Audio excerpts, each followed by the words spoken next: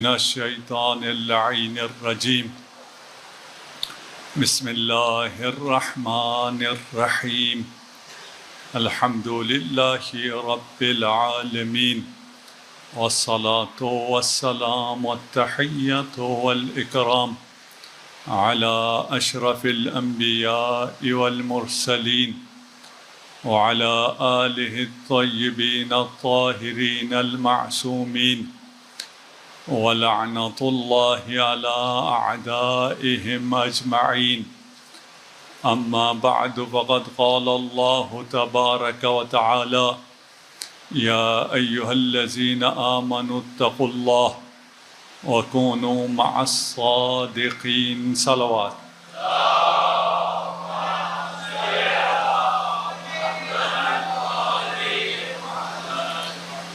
الحمدللہ خدا نے یہ توفیق دی کہ یہ دو راتیں آپ مومنین کی خدمت میں انشاءاللہ خدمت کرنے کی سعادت حاصل ہوگی.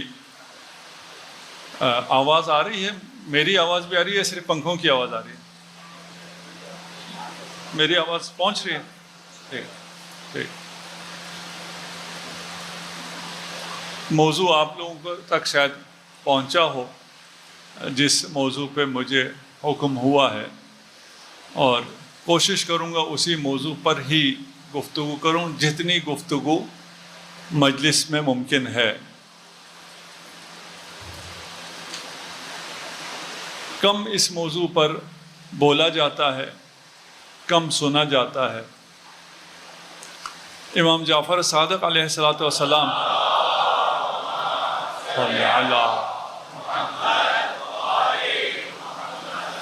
ارشاد فرماتے ہیں ایام اللہ ثلاثہ، خدا کے دن تین ہیں. ایک یوم الظہور، دوسرا یوم الرجعہ، اور تیسرا یوم القیامہ. اللہ کے دن تین ہیں، جبکہ تمام اعیاد اللہ کے دن ہیں، لیکن اس روایت میں تین دنوں کو اللہ کا دن قرار دیا گیا ہے. ایک ظہور کا دن، انشاءاللہ خدا یہ ظہور دیکھنا آپ کو اور ہم سب کو نصیب فرمائے. دوسرا رجعت کا دن، اور تیسرا قیامت کا دن. اس کو تھوڑا آہستہ کر لیں اگر ساؤنڈ والے، آواز میں گونج نہ ہو تو بہتر ہے. جو کانسیپٹس ہیں اصل، ان کا واضح ہونا انتہائی ضروری ہے. ہم ایک ہندو معاشرے میں رہتے ہیں، برصغیر ہندو معاشرہ ہے. ہمارے بہت سے کانسیپٹ اسی ہندو ذہن سے، ہندو معاشرے کے، ہندو سوسائٹی کے مطابق ہیں. ہماری بہت سی رسومات بھی اس کے مطابق ہیں. اس کے بعد ہم ایک مسلمانوں کے معاشرے میں رہتے ہیں جہاں اہل سنت کی اکثریت ہے، تو ہم بہت سی چیزوں کو اسی اینک سے دیکھتے ہیں جس اینک سے عام مسلمان دیکھ رہے ہوتے ہیں. اور ہمارا خیال یہ ہوتا ہے کہ قیامت تو پھر شیعہ سنی نہیں ہے نا، قیامت تو قیامت ہے. قیامت میں تو کوئی اختلاف نہیں ہوگا کہ شیعہ کا قیامت اور ہو اور سنی کا قیامت اور ہو. امامت خلافت تو ذہن میں آتا ہے، شیعہ امامت کے قائل ہیں، وہ خلافت کے قائل ہیں، اس میں تو اختلاف ہو سکتا ہے. توحید تو توحید ہے نا، خدا کے ایک ہونے میں شیعہ سنی کیا ہے؟ رسالت، رسول خدا کے رسول ہونے میں شیعہ سنی کیا ہے؟ قیامت، اس میں تو کوئی شیعہ سنی نہیں ہے. جب ان میں کوئی شیعہ سنی نہیں ہے تو ہم وہی ورژن جو اہل سنت کا ہے یا عام مسلمانوں کا ہے یا بسیط لوگوں کا ہے، سادہ لوگوں کا ہے، ہم سمجھتے ہیں قیامت کے بارے میں تو کوئی اور الگ سے ڈیٹیل نہیں ہوگی، مرنا ہے، زندہ ہونا ہے، حساب کتاب دینا ہے. اس میں کیا الگ ہے؟ اس میں شیعہ ہوں چاہے سنی ہوں یا کسی بھی دین کے آپ فالوور ہوں، سارے جو ادیان رکھتے ہیں وہ یہی کہتے ہیں کہ کسی دن معاد ہے، پلٹ کے آنا ہے اور حساب کتاب ہوگا. اس میں اختلاف ہے کہ حساب کتاب ہونے کے بعد کون جنت جائے گا، کون جہنم جائے گا. اس میں تو اختلاف ہو سکتا ہے. ہر فرقہ یہ کہتا ہے کہ ہم جنت میں جائیں گے، دوسرا فرقہ نہیں جائے گا. ہر فرقے کا کلیم یہی ہے، اس کے علاوہ نہیں ہو سکتا ہے. اگر سب نے جنت میں جانا ہے تو پھر تو آپ کے ہیں یہ فرقے ہیں، اس میں سے جس پہ بھی عمل کرو جنت میں جاؤ گے، یہ تو نہیں ہو سکتا۔ اس میں سے کسی ایک نے یا ایک گروپ نے، بنچ نے، فرقوں کے، انہوں نے جنت میں جانا ہے۔ لیکن اگر حقیقت دیکھی جائے تو توحید میں جوہری فرق ہے۔ جس توحید کو مکتب اہل بیت مانتا ہے وہ اور ہے، جسے در علم چھوڑ کر مسلمانوں نے توحید کہا ہے وہ اور ہے۔ کبھی توحید پر ہمیں ٹاپک دیں اور ہمیں بلائیں، پھر آپ کو بتائیں گے کہ ہماری توحید کیا ہے۔ یہ میں اس لیے نہیں کہہ رہا ہوں کہ آپ مجھے بلائیں، آپ کہہ رہا ہوں کسی بولنے والے کو توحید ٹاپک دیں اور اسے کہیں ذرا اس پہ بولو، پتہ چلے، اور یہ بتاؤ کہ ہمارا توحید اور باقی توحید میں فرق کیا ہے۔ یہ ڈیمانڈ آپ کی ہونی چاہیے۔ وہ بھی اگر کوئی ایسی توحید بتا جائے، اور جو ہم لوگ معمولاً ہم جو کرتے ہیں، میں اپنے لیے کہہ رہا ہوں، کسی اور کے لیے نہیں کہہ رہا، ہم سرسری سی گفتگو کرتے ہیں، اس میں پتہ بھی نہیں چلتا۔ ہم اگرچہ توحید امیر مومنین ہی بیان کریں، لیکن کیونکہ فرق نہیں بتاتے اس لیے پتہ نہیں چلتا ہے۔ رسالت، آپ بھی رسول کو مانتے ہیں، ہم بھی رسول کو مانتے ہیں، یہ کہہ کہ ہم تھک گئے ہیں نا۔ ہم کہتے ہیں ہم بھائی بھائی ہیں، اس لیے کہ جس رسول کو آپ مانتے ہیں اس رسول کو ہم مانتے ہیں، جس قرآن کو آپ مانتے ہیں اس قرآن کو ہم مانتے ہیں۔ لیکن بہت فرق ہے، جس رسول کو ہم مانتے ہیں جس رسول کو وہ مانتے ہیں، اس میں بہت جوہری فرق ہے، بہت مختلف ہے۔ ہم اسے رسول مانتے ہیں جس کی رسالت پر خدا گواہی دیتا ہے، اور من عنده الکتاب، من عنده علم الکتاب، جو گواہی دے وہ رسول ہے۔ اور وہ کہتے ہیں جس کی رسالت پر ایک عیسائی ورقہ بن نوفل گواہی دے وہ رسول ہے۔ ان رسالتوں میں بہت بڑا فرق آ جاتا ہے، زمین آسمان کا فرق آتا ہے اس رسول میں اور اس رسول میں۔ نام ایک ہی ہو، نام سے فرق نہیں پڑتا کہ اس رسول کا نام کیا ہے، وہ رسول کب پیدا ہوا ہے، 17-12 سے کوئی فرق نہیں پڑتا کہ وہ 17 کو پیدا ہوا ہے یا 12 کو پیدا ہوا ہے، اس سے فرق نہیں پڑتا۔ لیکن اس رسول پہ عقیدے سے بڑا فرق پڑتا ہے۔ خیر ہمارا یہ ٹاپک نہیں، ہمارا ٹاپک ابھی قیامت ہے۔ قیامت کے بارے میں مکتب اہل بیت کا نظریہ باقی نظریوں سے بالکل ٹوٹل مختلف ہے۔ ان دونوں کا کوئی میچ ہی کوئی نہیں، کوئی ایسی چیز نہیں ہے کہ بھئی آپ بھی قیامت کو مانتے ہیں اور ہم بھی قیامت کو۔ ہم جس قیامت کو مانتے ہیں وہ بالکل اور دنیا ہے، آپ جس قیامت کو مانتے ہیں وہ اور ہے۔ قیامت یہ نہیں ہے کہ ایک دن آپ کو قبر سے اٹھایا جائے گا اور آپ سے سوال جواب ہوگا، یہ قیامت نہیں ہے۔ قیامت کا دن کہا جاتا ہے یوم القیامہ، قیامت کا دن۔ دن کب ہوتا ہے؟ ابھی دن ہے، رات۔ کیوں دن نہیں ہے؟ سورج نہیں ہے۔ قیامت کے دن سورج ہوگا؟ نہیں ہوگا۔ بھائی جس دن سورج نہیں ہے وہ دن کیسے ہوا؟ جب سورج ہی نہیں ہے تو پھر دن کیسے ہو گیا؟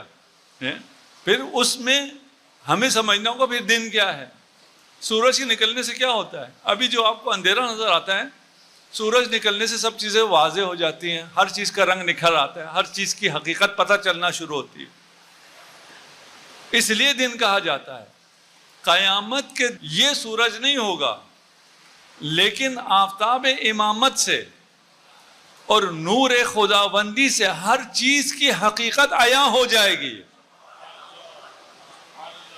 اس لیے دن ہے، ہر چیز کی حقیقت واضح ہو جائے گی۔ یہ صرف مکتب اہل بیت کے پاس ہے۔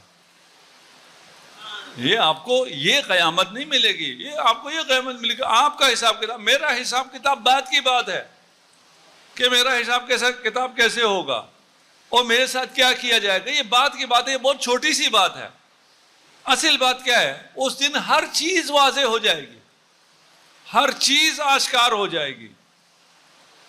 ہم اس سے پہلے کے مرحلے میں بھی آتے ہیں، لیکن قیامت کے دن جس ایمان کے درجے پہ آج اولیاء اللہ ہیں، کافر اس ایمان کے درجے پہ آ جائے گا۔ کافر خدا کو نہ ماننے والا ایتھسٹ، وہ ایمان کے اسی درجے پہ آ جائے گا جس درجے پہ آپ نہیں، اولیاء اللہ ہیں. کیونکہ سب چیزیں روشن ہونے کے بعد، سب آنکھوں سے نظر آنے کے بعد، پھر کون خدا کا منکر رہے گا؟ پھر کون خدا کا انکار کرے گا؟ قیامت کے دن سب لوگ خدا سے راضی ہو جائیں گے، خدا سے خوش ہوں گے. سب کہیں گے خدایا تو نے ہمارے ساتھ جو کچھ کیا وہ ہمارے حق میں بہترین کیا. آج کون کہتا ہے؟ آج کس کا یہ عقیدہ ہے کہ خدایا تو نے میرے ساتھ جو کچھ کیا وہ بہترین کیا ہے؟ یہ صرف مومن کا عقیدہ ہے. مومنین میں بھی اولیاء اللہ کا عقیدہ ہے. مصیبت آئے تو بھی وہ شکر کرتے ہیں کیونکہ میرے حق میں اس سے بہتر نہیں ہو سکتا تھا. یہ جو مصیبت آئی، آزمائش آئی ہے، اس سے بہتر میرے حق میں نہیں ہو سکتا تھا. یہ آج صرف اولیاء اللہ کی منزل ہے. قیامت کے دن سب انسان اس منزل پہ ہوں گے. میرے ساتھ ہیں انشاءاللہ؟ صرف یہ فرق ہے؟ نہیں. ہم کہتے ہیں قیامت ایک سفر کا نام ہے. انسان ایک سفر پہ ہے.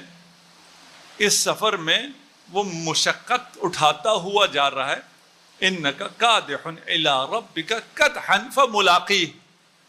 آپ ایک پرمشقت زندگی گزار رہے ہیں اور آپ کا مقصد اللہ سے ملاقات ہے، اللہ تک پہنچنا ہے. یہ ایک سفر ہے. اس سفر کی آخری منزل قیامت ہے. قیامت بھی اس دنیا جیسی نہیں ہوگی. ہم معاد جسمانی کے قائل ہیں. معاد جسمانی کا مطلب یہ ہے کہ ہم اسی جسم کے ساتھ اٹھائے جائیں گے. جنت میں ہمارا جسم ہوگا لیکن یہ جسم تو نہیں ہوگا. وہاں آپ کو 1,00,000 حوریں دی جائیں گی. یہاں تو ایک حور بھی باری پڑ جاتی ہے ہم پہ. وہاں 1,00,000 حور کیا کریں گے؟ اس کے مطابق آپ کا جسم بھی اپ ڈیٹ ہوگا. آپ کا جسم یہ والا جسم نہیں ہوگا. یہی جسم اپ ڈیٹڈ شکل میں ہوگا. طاقت اس میں زیادہ ہوگی. یہ جسم یہاں بوڑھا ہوتا ہے وہاں بوڑھا نہیں ہوگا. یہاں یہ جسم تھک جاتا ہے وہاں نہیں تھکے گا. اور بہت سے خصوصیات ہیں. جسم ہے لیکن یہ جسم نہیں ہے کیونکہ وہ دنیا ہی اور ہے. سسٹم یہ سسٹم نہیں ہے. یہاں آپ کو نظر نہیں آتا. اللہ کے کمالات بھی نظر نہیں آتے. ائمہ کی جمال بھی آپ کو نظر نہیں آتا. عام انسانوں کو نظر نہیں آتا. جنہیں نظر آتا ہے ان کو وہ اولیاء اللہ ہو جاتا. اس نظام تک پہنچنا جہاں آپ خدا کا جمال اور جلال اپنی آنکھوں سے دیکھ سکیں، جہاں آپ عدل الہی کو اپنی آنکھوں سے دیکھ سکیں، اس مرحلے تک پہنچنا آسان نہیں ہے. صرف مکتب تشیع میں اس مرحلے تک پہنچنے کے لیے ٹرانزیکشن پیریڈز آتے ہیں. بھئی آہستہ آہستہ آپ وہاں پہنچیں گے. ایک بچہ فوراً بوڑھا نہیں ہو سکتا. ایک جوان فوراً بوڑھا نہیں ہوتا. آہستہ آہستہ ہوتا ہے. مراحل سے گزرتا جاتا ہے. ہمیں یاد بھی نہیں رہتا. اس پہ ممبر پہ چڑھنا بھی ہمارے لیے کوئی پرابلم بھی ہو سکتی ہے آگے چل کے. ابھی بھی ہے. اب بچے کو آپ بیٹھے ہیں دیکھیں کیسے پھرتیلے انداز میں وہ آ جاتا ہے. ہمیں احساس کیوں نہیں ہوتا؟ آہستہ آہستہ ہوتا ہے. مراحل آتے ہیں. ٹرانزیکشن ہوتا ہے. انسان تیار ہوتا ہے. اسی لیے جب اتارنا تو ہم سب کو قبر میں ہے. خدا کرے آپ کو عمر نوح خدا عطا کرے. جانا ہے قبر میں. اس سے تو کسی کو نجات نہیں ہے نا. موت حق ہے. قبر میں بھی آپ کو آہستہ آہستہ لے جاتے ہیں. رکھ رکھ کے لے جاتے ہیں. تھوڑا سا یہ آشنا ہو جائے, تیار ہو جائے. یہاں مراحل ہیں, صرف مکتب تشیع میں مراحل ہیں. بغیر مراحل کے ہو نہیں سکتا, ایک دم ہو نہیں سکتا. ایک دم اگر اس دنیا سے اس دنیا میں چلے گئے انسان عجیب و غریب ہو جائے گا, اس کو کچھ سمجھ بھی نہیں آئے گا میں کدھر سے کدھر آ گیا. یہ جو مراحل ہیں یہ ایام اللہ ہیں. جیسے امام نے ارشاد فرمایا کہ ایام اللہ ثلاثہ, ایام اللہ 3 ہیں, ایک ظہور, ایک رجعت, ایک قیامت. قیامت کی تیاری ہے ظہور اور رجعت. یہ صرف ہمارے ہاں ہے اور کہیں نہیں ہے.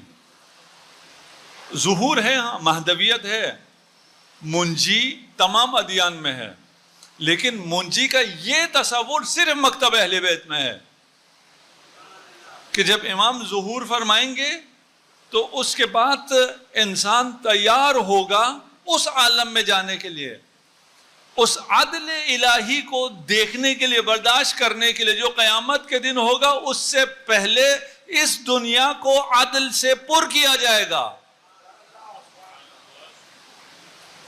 امام کی ظہور کی صورت میں یہاں عدل آ جائے گا.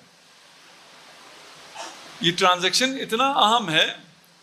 دیکھیں ہم کسے موت کہتے ہیں؟ ہم کہتے ہیں روح سے، قفص سے، عنصری سے روح پرواز کر گئی، یا جان جسم سے روح نکل گئی. اسے موت نہیں کہتے. ہم سوتے ہیں، ہماری روح ہر روز ہمارے بدن سے نکلتی ہے، مرتے نہیں ہیں. جو نیک لوگ ہیں ان کی ارواح کربلا جا کے زیارت کر کے واپس آ جاتی ہے. موت واقع ہوتی ہے؟ نہیں، روح تو نکل گئی، چلی بھی گئی. یہ بھی سمجھنے کی چیز ہے، روح آپ کے جسم میں ہوتی ہی نہیں ہے. جسم میں ہونا، اندر ہونا، باہر ہونا جسم کی خصوصیات ہے، اور روح جسم نہیں ہے، مجرد ہے، مٹیریل نہیں ہے. اس لیے روح اندر باہر نہیں ہوتی ہے کہ آپ کے بدن سے روح نکل جائے، وہ ہوتی ہی نہیں ہے آپ کے بدن میں. پتہ نہیں واضح ہوا یا نہیں ہوا. یہ مجرد ہے، مٹیریل نہیں ہے، امٹیریل ہے. اس کے لیے اندر ہونا باہر ہونا ہے ہی نہیں. جسم ہے، پانی ہے، جسم ہے، یا یہ گلاس کے اندر ہوگا یا یہ گلاس سے باہر ہوگا. اگر وہ جسم نہ ہو، مجرد ہو، تو نہ جسم، نہ گلاس کے اندر ہے نہ گلاس کے باہر ہے. پھر موت کیا ہے؟ موت آپ کی روح اس عالم کو چھوڑ کر عالم ملکوت میں چلی جائے تو موت ہے. جدائی موت نہیں ہے. کچھ لوگ طبیعی موت مرنے کے بعد بھی ان کی حقیقی موت واقع نہیں ہوتی ہے، یعنی روح اس بدن میں نہیں رہی، انقطاع ہو گیا ہے، لیکن عالم ملکوت میں بھی روح نہیں پہنچی. کیوں؟ اس لیے کہ وہ اتنا پریشان ہوتا ہے اس تبدیلی سے کہ اس کی روح وہاں جا سکتی ہی نہیں ہے. اسے ہم اپنی اصطلاح میں کیا کہتے ہیں؟ سکرات الموت. سکرات الموت کیا ہے؟ یہ روح پریشان ہے، جا بھی نہیں سک رہی، عالم ملکوت میں بھی نہیں جا سک رہی، یہاں بھی نہیں ہے. اس ٹرانزیکشن کو اگر سمجھنا ہے تو ظہور کو تھوڑا سا سمجھنا ہوگا، اس کے بعد ہم رجعت پر آئیں گے انشاءاللہ. ظہور ہم یہ سمجھتے ہیں کہ امام کا ظہور ہوگا، دنیا عدل و انصاف سے بھر جائے گی، ایک ایسی مثالی حکومت آئے گی جو اس دنیا نے پہلے دیکھی ہی نہیں ہے. ابھی بات ہو رہی تھی، بچے کویشچن کرتے ہیں. یہ بچے ابھی بھی کویشچن کر سکتے ہیں کہ ایسی مثالی حکومت جس میں ظلم ہو ہی نہ، وہ کیسے آ سکتی ہے؟ دنیا میں سارے لوگ ایسے ہو جائیں کہ دنیا عدل و انصاف سے بھر جائے، کوئی غریب نہ رہے، اتنی اچھی حکومت کیسے آ سکتی ہے؟ ایسی حکومت پہلے آئی ہے اس دنیا میں؟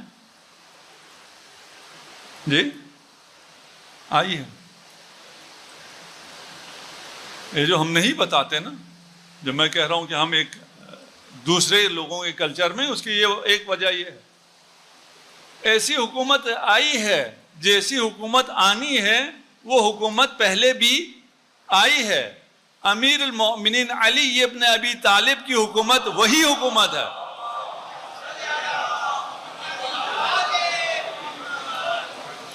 تاریخ نے اس سے زیادہ کامیاب، اس سے زیادہ خوبصورت حکومت نہیں دیکھی ہے. وہ سب کچھ جو ہوگا، ہاں وہاں بے طریقے اتم ہوگا، اس کا سکیل اور ہوگا، کیونکہ آخر زمان ہے، ظہور ہے، اور بہت سے مقدمہ ہے قیامت کا، وہ سب باتیں اپنی جگہ ہیں.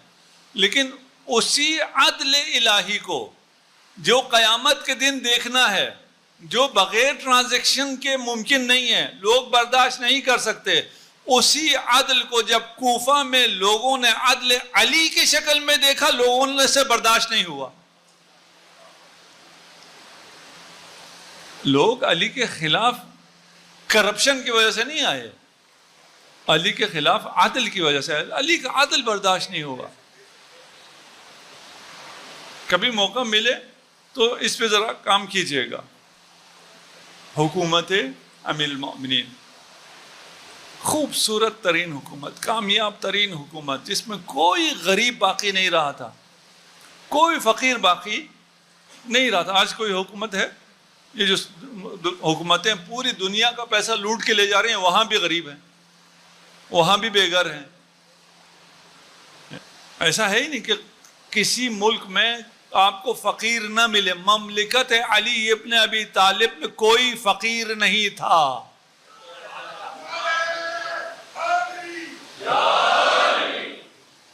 اس کے دلائل موجود ہیں، شواہد موجود ہیں. صرف دعویٰ نہیں ہے، صرف نعرہ حیدری نہیں ہے.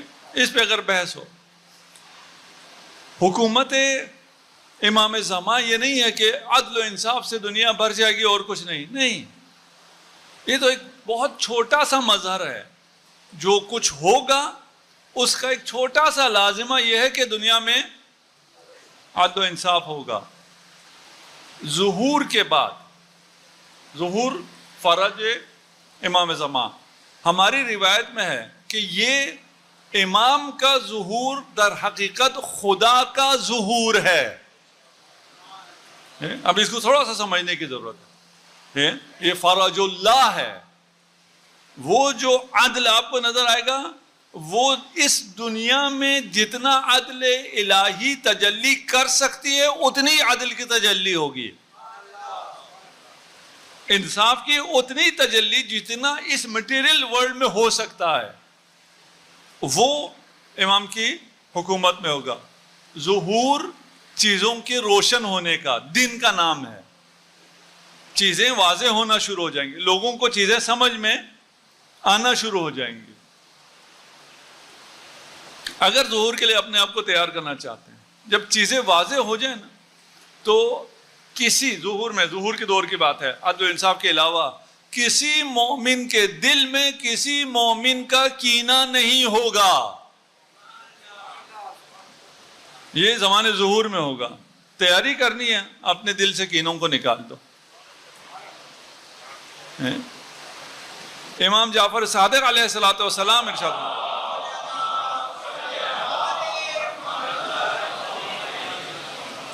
کہ اگر تم میں سے کوئی مومن اپنے مومن بھائی سے کہے کہ یہ میرا دشمن ہے تو تم میں سے ایک کافر ہے.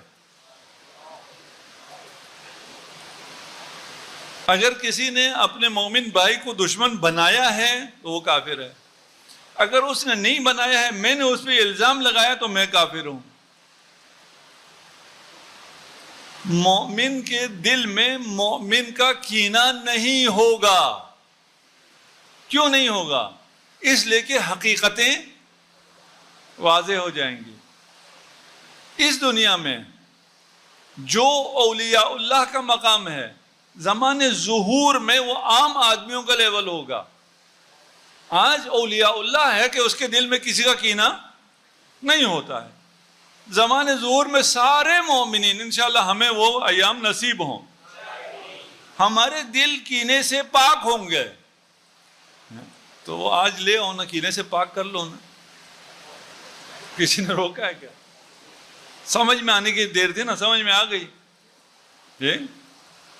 اگر سمجھ میں آ گئی تو کینے سے پاک ہونا چاہیے. یہ احادیث ہمارے پاس بھی ہیں، لیکن پتہ نہیں ہمیں کیوں سمجھ میں نہیں آتا. اگر تم اپنے مومن بھائی کو ہماری خاطر معاف کر دو، آپ سب کو خدا زیارت نصیب کرے کربلا کے.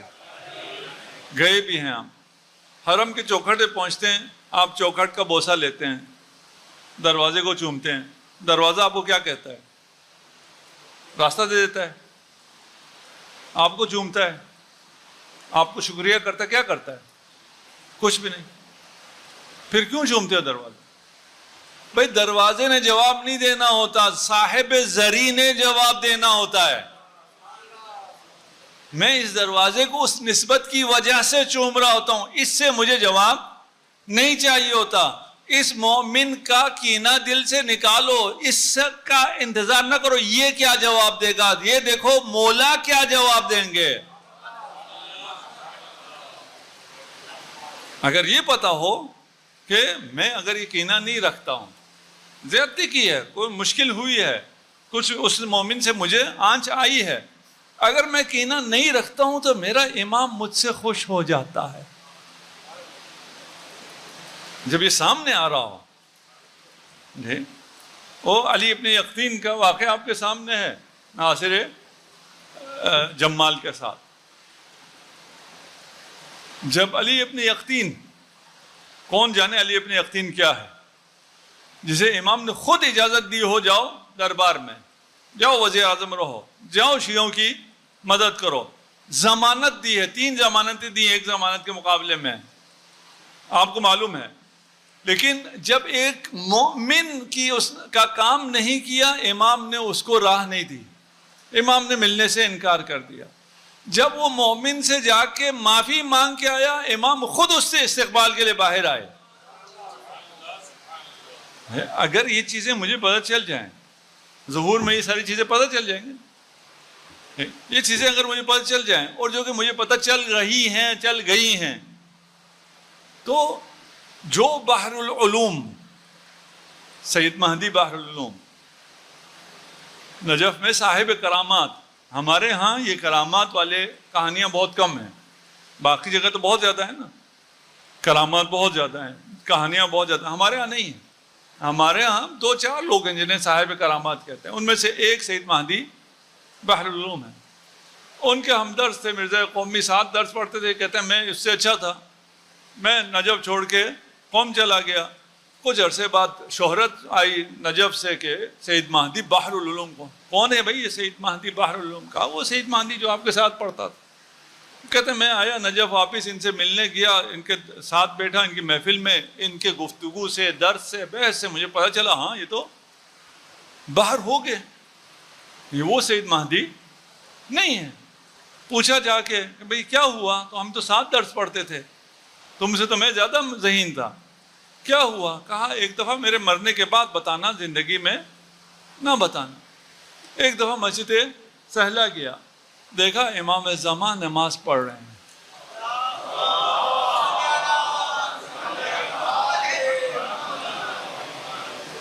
تو میں نے جب پہچانا، ہیبت تھی امام کی، میں دور کھڑا ہو گیا. امام نے فرمایا سید مہدی قریب آؤ. میں چند قدم آگے گیا، امام نے فرمایا سید مہدی اور قریب ہے. میں چند قدم اور چل کے رک گیا. پھر امام نے اپنی باہیں کھولی اور کہا نزدیک آ جاؤ. یہ سینہ امام کے سینے سے لگا، اور اس سینے میں علم کا سمندر آ گیا. یہ ظہور امام کا جب ایک سینے سے لگا تو وہ مہدی بحر العلوم ہو گیا. زبان حضور میں سب بحر العلوم ہو جائیں گے، سب اس لیول تک پہنچ جائیں گے. اور پھر وہ دنیا جہاں یہ ہو، ابھی یہ آسمان اس نے اپنی خیرات کو روکا ہوا ہے، برکات کو روکا ہوا ہے. زمین اپنی خیرات آپ کو نہیں دے رہا ہے. جب ظہور ہوگا آسمان اپنی برکات دے گا، زمین اپنی خیرات اگلے گا. انسان ایک الہی معاشرے میں چلا جائے گا. زمانے حضور آخر تاریخ انسانی نہیں ہے، بلکہ انسانی تاریخ کا آغاز ہے حضور. ظہور امام سے انسانی تاریخ کا آغاز ہوگا. یہ ایک مرحلہ ہے، ایک ٹرانزیکشن ہے. اس کے بعد اگلا مرحلہ یوم الرجعہ، رجعت کا دن، جب اچھے لوگ بھی واپس آئیں گے اور برے بھی واپس آئیں گے. یہ صرف ہمارا عقیدہ ہے، یہ خاص تشیع کا عقیدہ ہے. ظہور میں ساتھ تھے، مہدویت میں، قیامت میں ساتھ تھے، لیکن قیامت صرف قیامت کے دن کا نام نہیں ہے. ظہور، رجعت، قیامت، یہ 3 دن ہیں اور ایک سیر ہے، ایک پیریڈ ہے، ایک سفر ہے انا للہ و انا الیہ راجعون کا. یہ سفر ظہور سے شروع ہوتا ہے، رجعت سے ہوتے ہوئے قیامت تک پہنچتا ہے. اچھے بھی آئیں گے اور برے بھی آئیں گے. اب یہ جو واپس آئیں گے اس پہ پھر کل اگر ضرورت ہوئی تو دلائل دیں گے، وإلا شاید دلائل کی ضرورت نہ ہو. اس سے پہلے بھی لوگ واپس آئے ہیں. اگر آپ کہنا کہ یہ کیسے ہو سکتا ہے کوئی مرنے کے بعد واپس آئے اور وہ بھی قیامت سے پہلے اسی دنیا میں واپس آئے، تو یہ پہلے ہوا ہے. آج کل تو آسان ہے نا، آپ جا کے سرچ کریں، ابھی مل جائے گا آپ کو، سارے مل جائیں گے. مجھے کل بیان کرنے کی ضرورت بھی نہیں. جس کو شک ہے اس کو مل جائیں گے. یہ تاریخ میں کتنے انبیاء، تاریخ انبیاء میں، تاریخ انسانیت میں کتنے لوگ ہیں جو مرنے کے بعد اسی زندگی میں، اسی دنیا میں واپس آئے ہیں اور انہوں نے دوبارہ زندگی پائی ہے. اگر پہلے ہو سکتا ہے تو بعد میں بھی ہو سکتا ہے. جب یہ کفار مشرکین کہتے تھے نا یہ کیسے زندہ کریں گے، یہ تو گل سڑ گئی ہیں یہ ہڈیاں، ان کو دوبارہ کیسے زندہ کریں؟ خدا نے کہا جو پہلے صفر سے، عدم سے خلق کر سکتا ہے وہ ان ہڈیوں سے کیسے زندہ نہیں کر سکتا؟ تو یہ تو خدا کو چیلنج کرنا ہوا نا کہ بھئی خدا دوبارہ زندہ نہیں کر سکتا ہے اسی دنیا میں، دوبارہ زندہ کر سکتا ہے صرف آخرت میں، اچھوں کو بھی اور بروں کو بھی. جو نارمل لوگ ہیں ان کے لیے یہ نہیں ہے.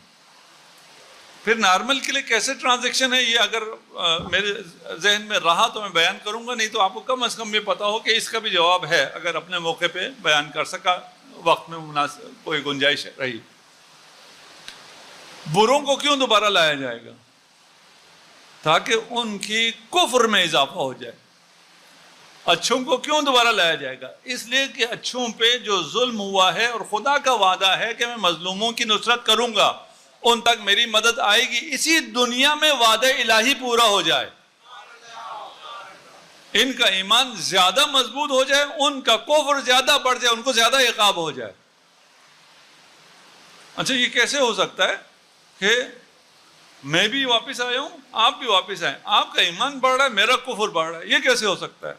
بھئی ایک موت کے بعد اسے دوبارہ زندگی ملی، یہ دنیا ملی، وہ سارا موت اور ان کو دیکھ کے آیا ہے، اس عالم سے گزر کے آیا ہے، گزر کے واپس اگر یہ زندگی ملی ہے تو اس کو بھی اچھا ہونا چاہیے، اس کو بھی مومن ہونا چاہیے.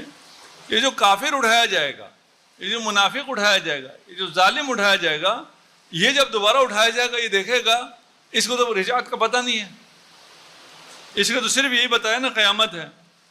اس نے بھی یہاں ظلم کیا کہ وہاں چلے دیکھ لیں گے، یہاں محل میں رہیں وہاں تھوڑا سا عذاب سے لیں گے، برداشت ہو جائے گا. اسی خیال سے اس نے ظلم کیا تھا. خیال تو ظالم کے ذہن میں بھی کہیں نہ کہیں آتا ہے کہ قیامت کے دن کیا جواب دوں گا. جب اس کو دوبارہ اٹھایا جائے گا وہ کہے گا اچھا یہ تو جھوٹ تھا کہ قیامت ہوتی ہے، میں تو دوبارہ اٹھاؤں قیامت نہیں ہے، پھر دنیا ہے، اب کرو اور ظلم، اب کرو اور کفر، یہ جھوٹ ہے، قیامت اب نہیں ہے. اس کے جرم میں، اس کے کفر میں اور اضافہ ہو جائے گا. اہل بیت سے دوری کا نتیجہ فقط ضلالت ہے. خدا کی نعمتیں بھی اسے گمراہ کر دیتی ہیں اگر اہل بیت سے دور ہو جاؤ. اللہ یہ خدا کی نعمت ہے، دوبارہ زندگی ملی، دوبارہ ایک اپرچونٹی ملی ہے، جو مقام عمل میں دوبارہ واپس آیا ہوں. یہ اپرچونٹی اگر اہل بیت سے دور ہو تو یہ بھی بربادی کا سبب بنے.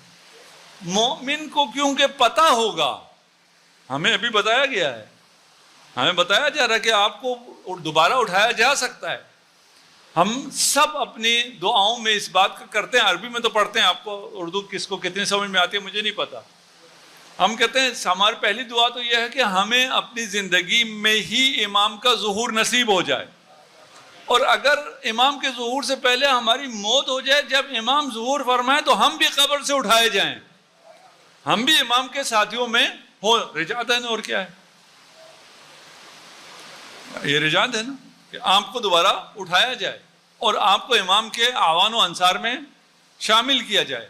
یہ ایک رجعت یہاں پر بھی ہے. اس رجعت سے پہلے جو ائمہ واپس آئیں گے، اس سے پہلے یہ والی رجعت بھی مومنین کے لیے، مومنین اٹھائے جائیں گے اور ان کو اعوان و انصار امام زمانہ بننا نصیب ہوگا انشاءاللہ. یہ جو مومن اٹھائے جائیں گے اور ان کو جب پتہ چلے گا کہ یہ جو وعدہ الہی تھا یہ سچا ہو گیا، ہمیں دوبارہ زندگی ملی، اور اس زندگی سے پہلے جہاں عمل کا منصوبہ ختم، عمل کی فرصت ختم، ہمیں دوبارہ عمل کی فرصت مل گئی ہے، تو یہ مومن زیادہ سے زیادہ عمل کرے گا، زیادہ سے زیادہ عبادت کرے گا. اب اس کے بعد یہاں تک واضح ہونے کے بعد یہ بھی ذرا سمجھ لیجئے گا، باقی باتیں انشاءاللہ کل، کہ ہمارے ایک اصول الدین ہیں. اصول الدین پر ایمان لازمی ہے. اگر آپ کا اصول الدین پہ ایمان نہیں ہے تو آپ مومن نہیں ہیں. آپ کا توحید پہ، عدل پر، نبوت پر، قیامت پر، معاد پر، ان پہ ایمان ضروری ہے. اس ایمان کے بغیر آپ کی نجات نہیں ہے. رجعت ان چیزوں میں سے نہیں ہے کہ جس پہ ایمان ضروری ہو، لیکن ہے ضروریات مذہب میں سے. پتہ نہیں میں بات پہنچا پا رہا ہوں یا نہیں. اس پر ایمان ضروری نہیں ہے لیکن ہے ضروری مذہب میں سے. یعنی عقیدہ رجعت کا تمام فقہائے امامیہ، متکلمین امامیہ اس عقیدے کو مانتے ہیں. یہ عقیدہ تشیع کا حصہ ہے. اس کی تفصیل کیا ہے وہ ایک الگ بحث ہے. تفصیل میں اختلاف ہے، ہو سکتا ہے. جو امام زمانہ کے بعد، ظہور کے بعد پہلی حکومت آئے گی روایات کے مطابق، وہ امام حسین علیہ السلام کی حکومت ہوگی.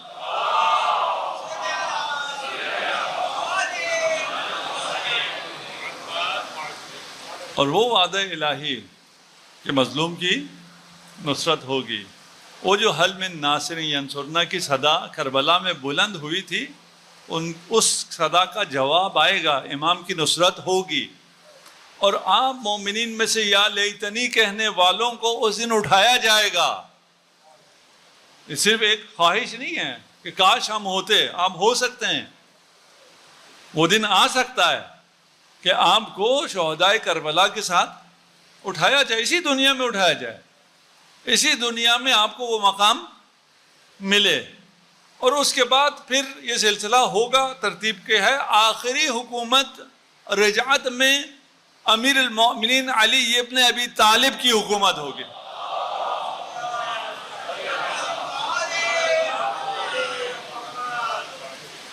اور انسان آمادہ ہو جائے گا قیامت کے لیے، خدا سے ملنے کے لیے. قیامت خدا سے ملنا، فملاقی، تم خدا کو ملو گے. خدا کے غضب سے ملو تو جہنم، خدا کے رحمت سے ملو تو جنت. یہ جنت و جہنم خدا سے ملنا ہے کہ آپ خدا کے رحمت سے ملے ہو آپ کو جنت ملے گی، خدا کے غضب سے ملے ہو جہنم ملے گی. اس مرحلے تک پہنچنے کے لیے ہمارے پاس یہ 3 دن ہے. صلوات پڑھ دیجئے محمد و علیہ.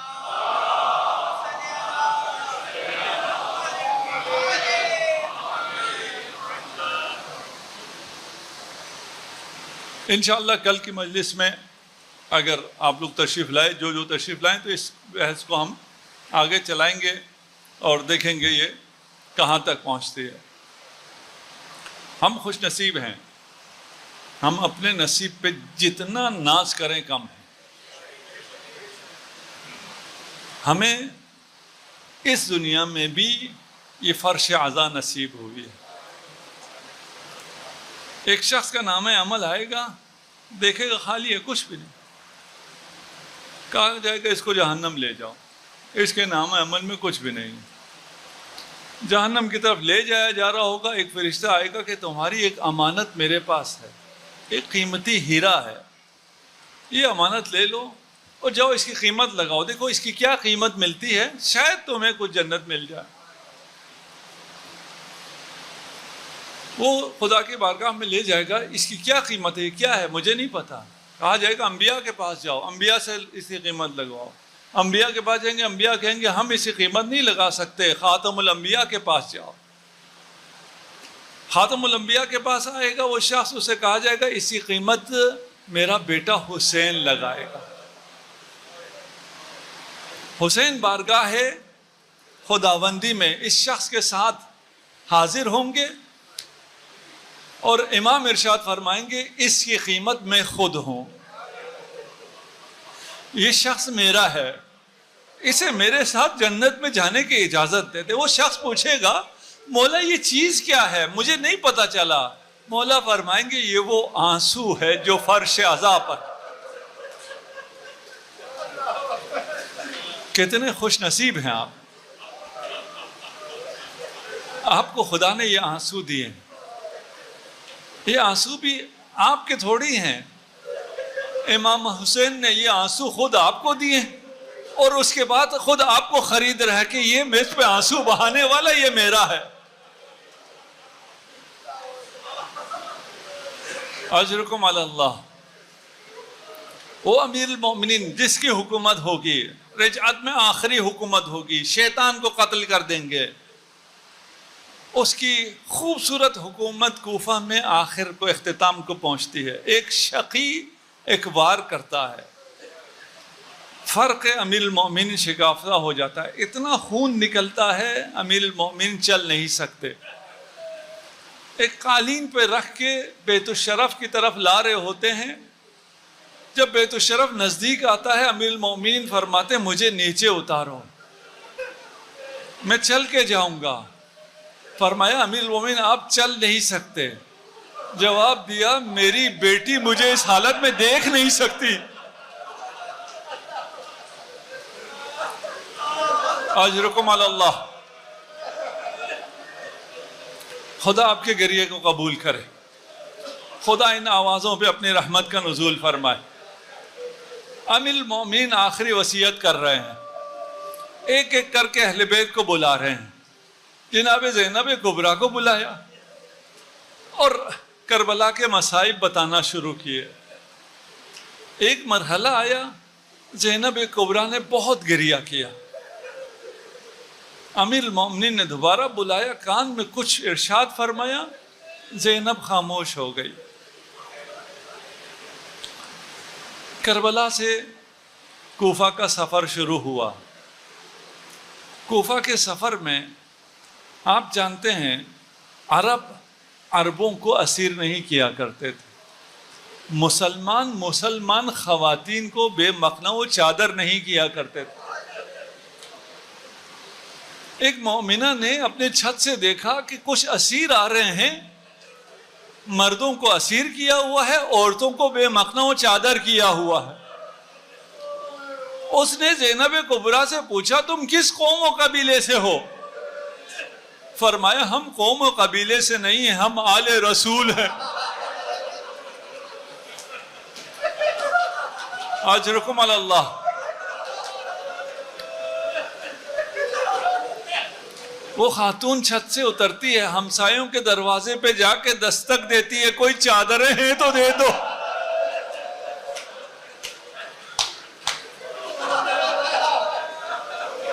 اجرکم علی اللہ۔ یہ ہر منزل سے یہ کاروان گزرتا ہے اور شام کا بازار آ جاتا ہے۔ شام کے بازار کا مرحلہ بھی طے ہوا۔ میں زیادہ آپ کو زحمت نہیں دے رہا، بس مختصر سے مسائل۔ راوی کہتا ہے کہ امام سجاد نے فرمایا کہ ہمیں دربار کے دروازے پہ بڑا انتظار کرایا گیا۔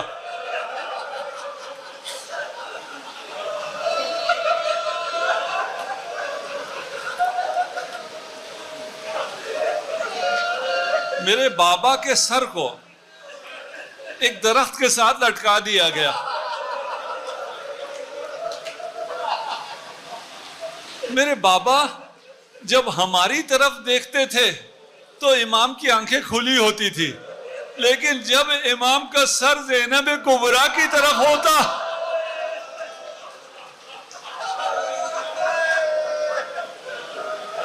تو امام آنکھیں بند کر دیا کرتے تھے. بہن زینب، میری خاطر تمہارے ہاتھوں میں رسن ہے، مجھ سے دیکھا نہیں جاتا.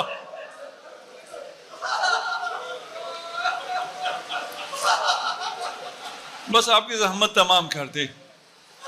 دربار کا دروازہ کھلتا ہے، قیدیوں کو اٹھایا جاتا ہے، کہا جاتا ہے ایک ہی رسی میں بندھے ہوئے تھے، لے کے جایا جاتا ہے. زینب کبریٰ کھڑی نہیں ہوتی، علی کی بیٹی کھڑی نہیں ہوتی. سعید و سجاد آتے ہیں، بھوبی اماں آخری منزل رہ گئی ہے، ہمت کیجئے، بس یہ مشکل مرحلہ ہے، یہ بھی آخری منزل خدا کی مشیت ہے، گھبرائیے نہیں. زینب کبریٰ نے فرمایا بیٹا گھبرائی نہیں ہوں. پھر آپ کیوں نہیں اٹھے؟ کہا جب آخری وقت تھا، میرے بابا نے مجھے جب بتایا کہ مجھے شام کے دربار میں جانا ہوگا، شرابی کے دربار میں جانا ہوگا، میں نے بہت گریہ کیا.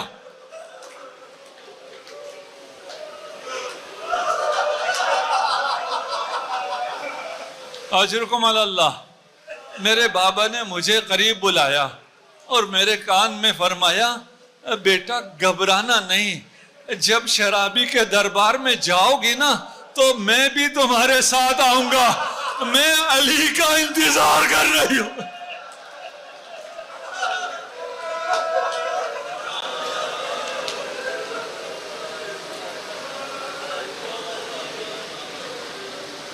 سَيَعْلَمُ الَّذِينَ ظَلَمُوا أَيَّ مُنقَلَبٍ يَنقَلِبُونَ اِنَّا لِلَّهِ وَإِنَّا إِلَيْهِ راجعون.